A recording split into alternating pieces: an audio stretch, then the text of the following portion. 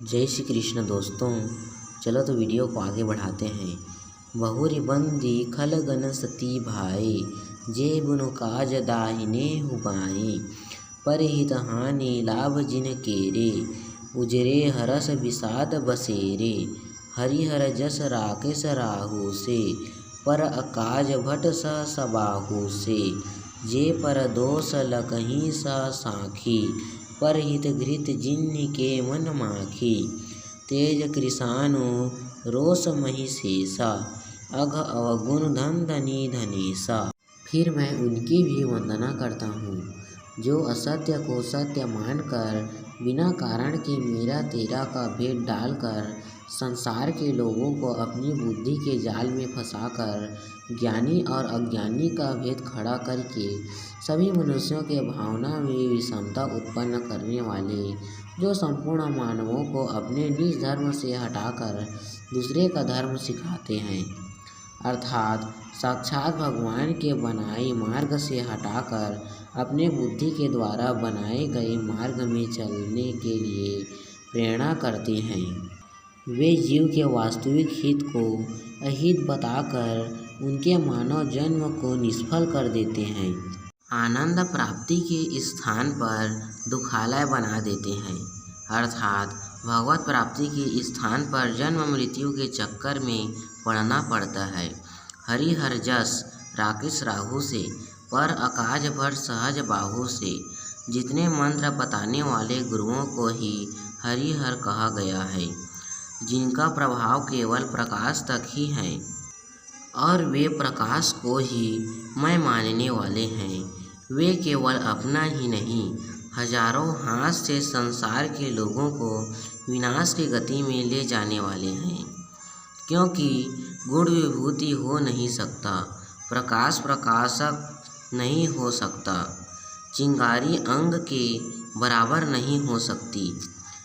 हंसे स्वयं अपना विचार करके देख ले, जो केवल दूसरों के दोष देखने में सारा जीवन व्यतीत कर रहा है, जो अपने को ज्ञानी दूसरे को अज्ञानी मानकर अपने ज्ञान का उद्देश्य करने वाले हैं, वे केवल घी में मक्खी पड़ाकर घी को खराब करने वाले के समान हैं। अर्थात यह मानव ये तन हमें केवल भगवत प्राप्ति के लिए मिला है, और जो भगवत प्राप्ति से दूर करके अपनी बुद्धि के विषय में डाल देता है, यही तो घी में मक्खी पड़ने के बराबर है। भगवत प्राप्ति के स्थान पर जन्म मृत्यु के चक्कर में पड़ जाता है। इसी बात पर संकेत करके तुलसीदास ने स्पष्ट शब्द में लिख दिया है, ज्ञान की पंथ कृपाण की धारा, परत खगेश न लागई बारा। कोटि सूर्य सम प्रभा, ज्योतिय मैं ब्रह्म, और मैं भी वही भगवान हूँ, ऐसा मानने वाले हैं। वे पाप और अवगुण रूपी भंडार धन के धनी हैं, अथवा पाप के बांटने वाले हैं, पाप के ईश्वर हो जाते हैं। उदय केत समहित सभी के, कुंभकर्ण सम सोवत नीके।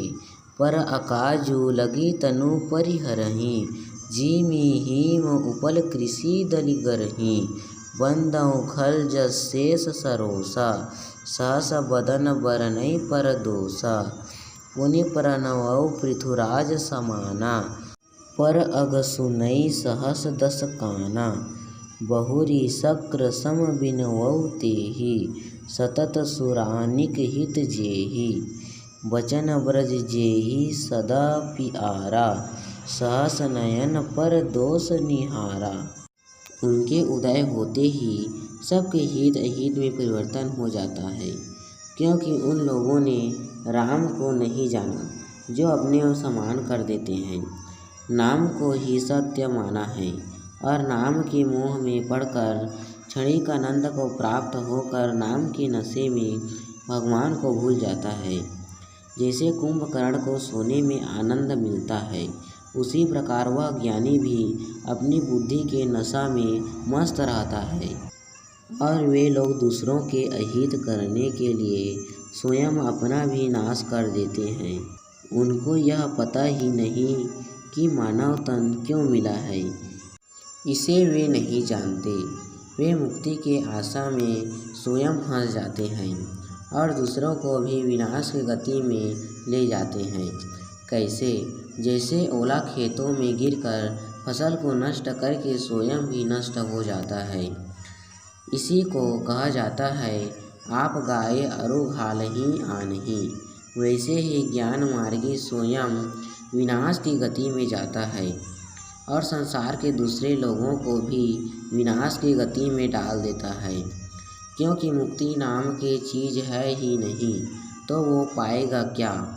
उन दुष्टों की वंदना करता हूँ जिनका अंतिम प्रभाव प्रकाश है, जो इस संसार में हजारों मुँह के द्वारा दूसरे के गुण में दोष देख रहे हैं, अर्थात अपने स्वयं को बड़े गुरु ज्ञानी बताते हैं और संसार के संपूर्ण मानव को वे अपनी दृष्टि से अज्ञानी मानते हैं।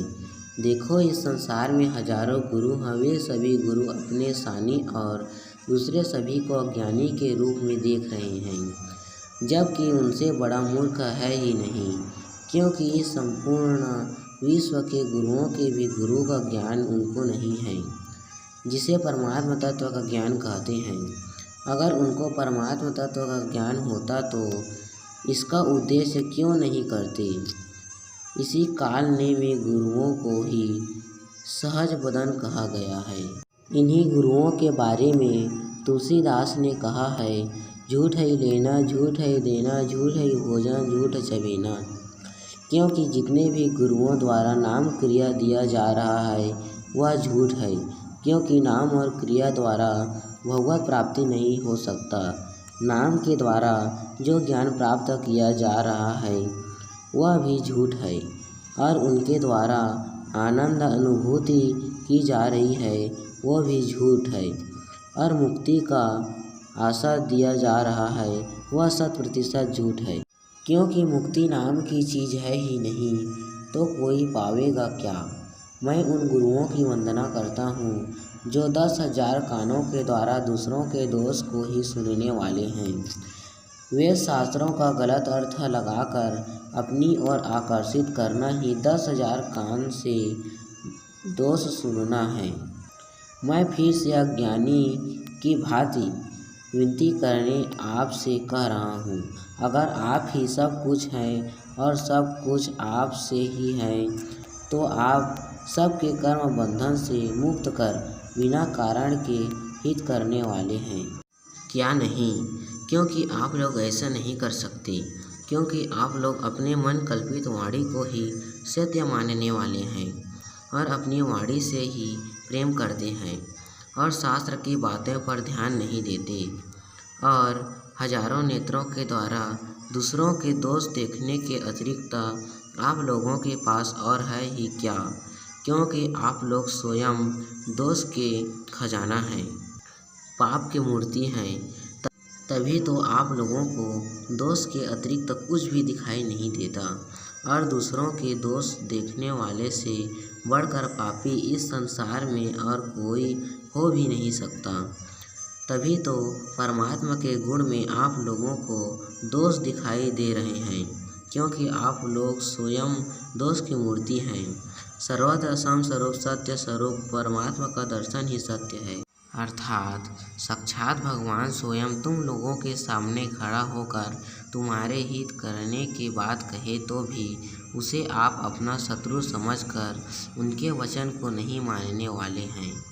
अर्थात भगवान को भगवान जानने वाले का कोई मान नहीं रहता और आप सभी गुरुओं को केवल मान चाहिए और चेला को मुक्ति भगवान के गुण और प्रभाव को सुनकर आप लोगों को ईर्ष्या और दाह उत्पन्न होता है।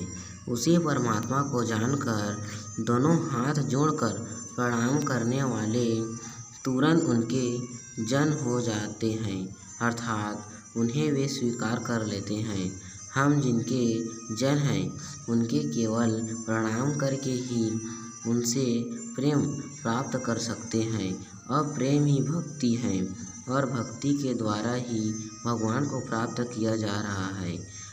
प्रेम भक्ति जल बिनु रघुराई, अभियंतर मल कबहू न जाई।